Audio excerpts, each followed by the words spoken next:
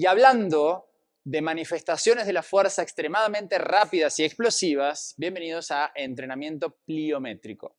¿Cuáles algunas características como para empezar a introducir este modelo de entrenamiento y que al mismo tiempo responde a un modelo fisiológico de tipo de contracción muy específico dentro del contexto del fitness, dentro del contexto del entrenamiento deportivo?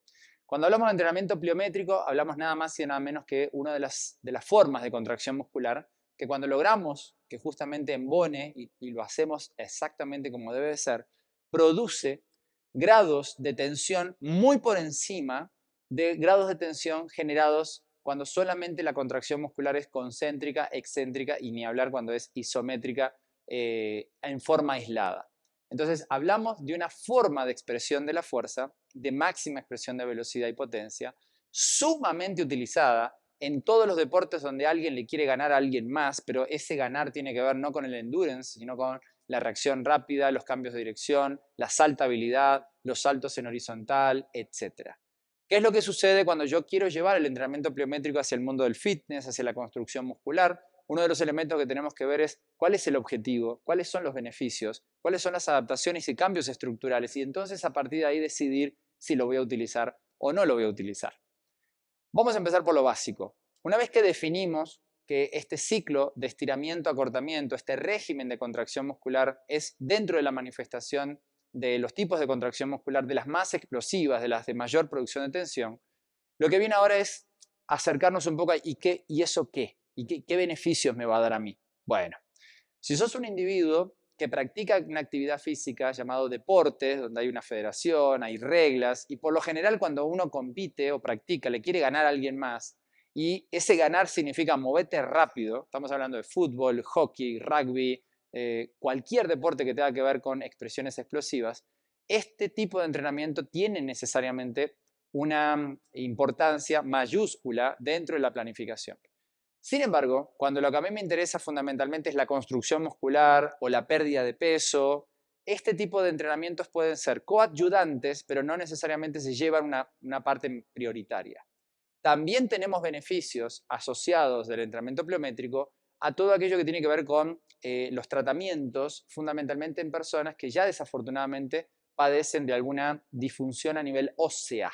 Y hablamos específicamente de engrados leves, no engrados agresivos, osteopenia, por ejemplo, o algún tipo de disminución o pérdida gradual producto de la edad, de la inactividad o de ámbitos al ambiente, como por ejemplo un exceso en el consumo de bebidas cola, con un tipo de ácido que lo que hace justamente es demeritar la estructura del hueso. El entrenamiento pliométrico, por las características que vamos a ver a continuación, de alguna manera u otra genera estímulos que ayudan fundamentalmente al hueso a tener trabéculas mucho más sólidas, una estructura tanto óseo y esponjoso más fuerte y por ende también ser considerada una herramienta preventiva de algunos tipos de lesiones propios de la tercera edad, como la fractura del cuello del fémur, que es un claro indicio de algo no volteamos a ver en su momento correcto y ahora estamos pagando las consecuencias.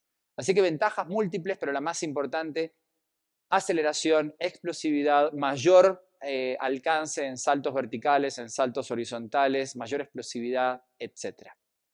La pregunta es, ¿y ahora, y esto cómo se come, ¿no? ¿Cómo se entrena? Bueno, para empezar tenemos que entender que cuando hablamos de entrenamiento pliométrico, tenemos que necesariamente hacer referencia al ciclo estiramiento-acortamiento. Ciclo estiramiento-acortamiento.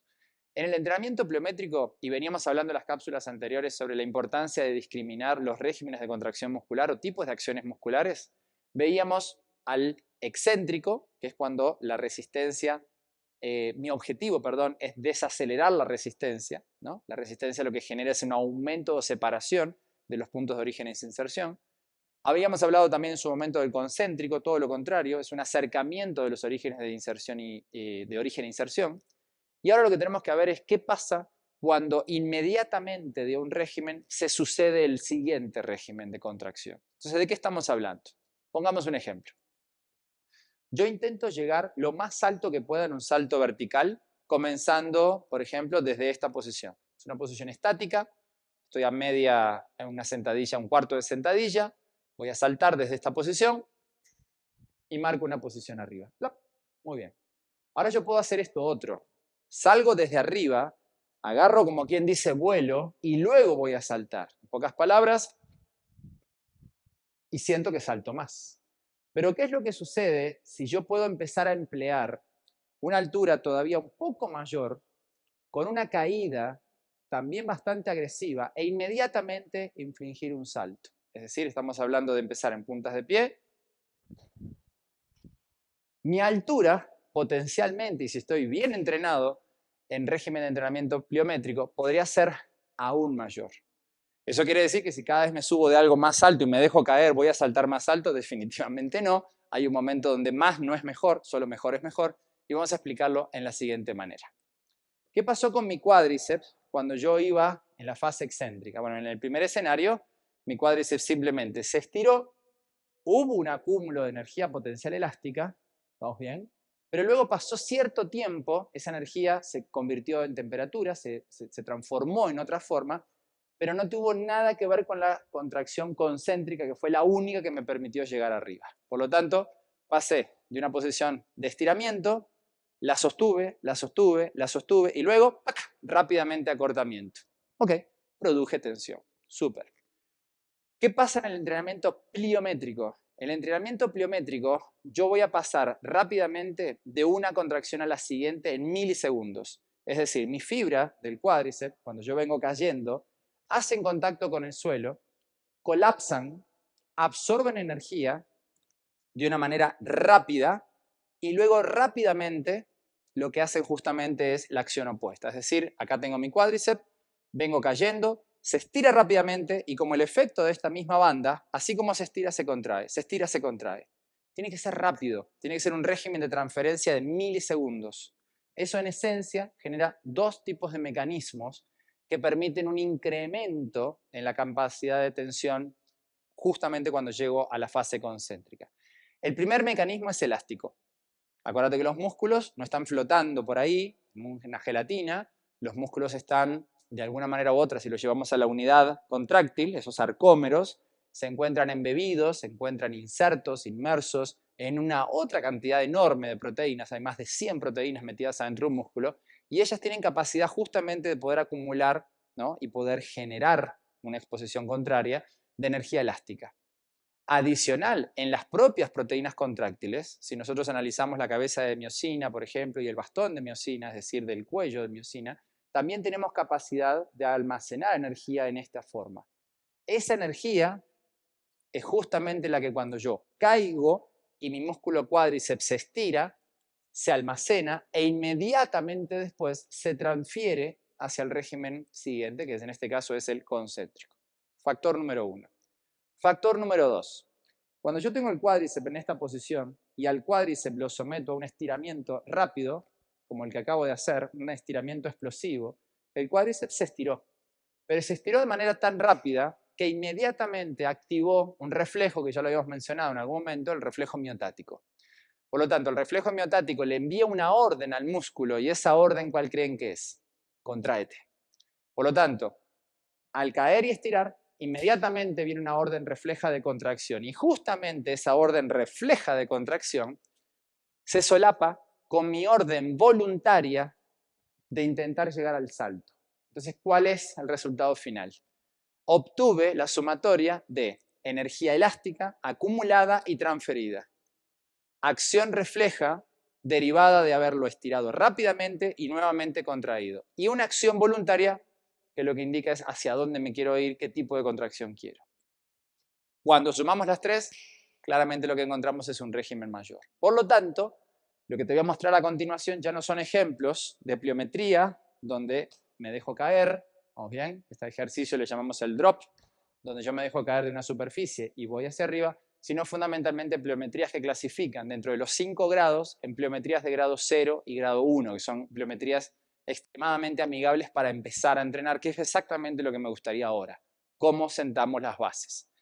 Una vez que nosotros estimulamos la mecánica del pie y exhortamos básicamente a que las pliometrías de grado 0 y grado 1 sean exentas del tenis, luego de una muy buena preparación de la planta de tu pie, haciendo referencia a la pliometría, por ejemplo, de grado 0 y 1 de extremidad inferior, tenemos también de otros tipos, podemos empezar con algunos ejercicios básicos, ¿no? Como son, por ejemplo, la punta del pie, y de la punta del pie voy abajo y desacelero. Punta de pie, voy abajo y desacelero. Ahora voy a ir abajo con un pequeño salto final. Punta de pie, cargo energía, arriba y pequeño salto. ¿Qué pasa si, por ejemplo, hago esto? ¿Vamos bien? Estable, abajo y pegamos un salto. Ya son algunas manifestaciones donde cargo el resorte, colapso e inmediatamente genero algunos cambios. Estos son algunos ejemplos nada más de ejercicios pliométricos. Vámonos ahora a la relación con algunos obstáculos. Esta pliometría puede aumentar un poco el grado de dificultad, no por el impacto. Acuérdense que estos impactos son justamente los que calcificaban un poco más, los que solidificaban la mineralización ósea, sino por el grado de dificultad. Entonces empecemos con algo simple. Pliométricos, donde avanzo en la escalera y observe el tiempo que tardo entre el contacto con el suelo y salir. Esa es la clave. Cuando trabajamos pliometría en niños, en escuelas, lo que le decimos es, imagínate que estás en un sartén, sos un enanito, imagínate un sartén caliente, descalzo, entonces lo que harías es tratar de estar lo menos posible en contacto con el sartén.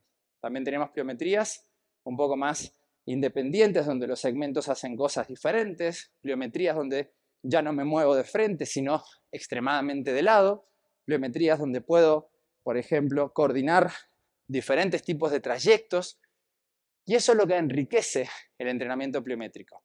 Hay variabilidad de movimiento, hay una consolidación de tipos de fuerza diferentes que no los podría lograr trabajando en otros regímenes, hay una manifestación y una estimulación de ciertos tipos de motoneuronas que de otra manera sería muy difícil estimular, hay fijación de minerales en el hueso y fundamentalmente hay esta hermosa sensación de poder moverme más rápido, más explosivo, de poder alcanzar métricas más importantes.